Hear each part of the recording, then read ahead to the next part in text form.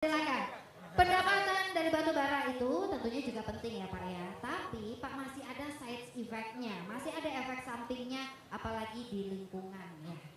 Tapi Pak Anies, kalau saya desak Bapak untuk jawab saat ini juga, tapi setelah hirup kopi ya.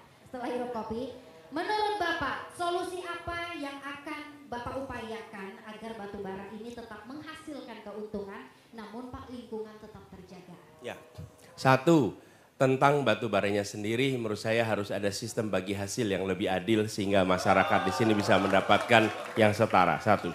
Kemudian yang kedua, transisi menuju energi yang ramah. Kita tahu bahwa batu bara ini ketika diolah, diproses, dia menghasilkan residu berupa polusi udara. Dan polusi udara itu yang kemudian membuat banyak kawasan menjadi kotor. Dan itu udara yang bisa digeser oleh angin sehingga jadi kena di banyak tempat. Oke, di Jakarta salah satu yang kena dampaknya itu. Nah, transisi menuju energi terbarukan tidak bisa gegabah. Kenapa tidak bisa gegabah? Proses transisinya harus dirancang dengan benar. Karena itu bila setelah misalnya kami bertugas, maka kami akan ajak bicara pelaku industri pengolahan batu bara untuk duduk bersama menyiapkan roadmap transisi. Transisi itu harus disiapkan. Kenapa? Ketika nanti ada penggunaan energi terbarukan, kita harus memikirkan lapangan pekerjaan bagi mereka yang selama ini kerja di sektor batu bara. Bagaimana dengan supir-supir truknya? Bagaimana dengan pelaut tongkangnya? Bagaimana dengan orang-orang yang bekerja di sekitar tambang? Tidak bisa kita bilang tutup begitu saja kemudian mereka hidup dari mana. Transisi itu harus dipikirkan. Bukan hanya soal lingkungannya, mereka yang bekerja di sektor pertambangannya. Yang kedua, pergeseran kepada energi terbarukan itu perlu alternatif pengganti yang perlu waktu. Jadi roadmap-nya disusun dengan benar. Karena itu saya berharap Universitas Mula Warman menjadi salah satu pusat untuk kita berbicara tentang transisi energi terbarukan. Jadi proses perpindahannya itu tidak membuat penderitaan bagi mereka yang berada di sektor ini. Yang kedua, terjadinya perpindahan itu dirancang dengan benar.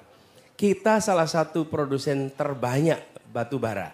Jadi ketika kita bergeser ke sana harus ada proses pergantian yang benar. Nah, kami melihat urutannya seperti itu.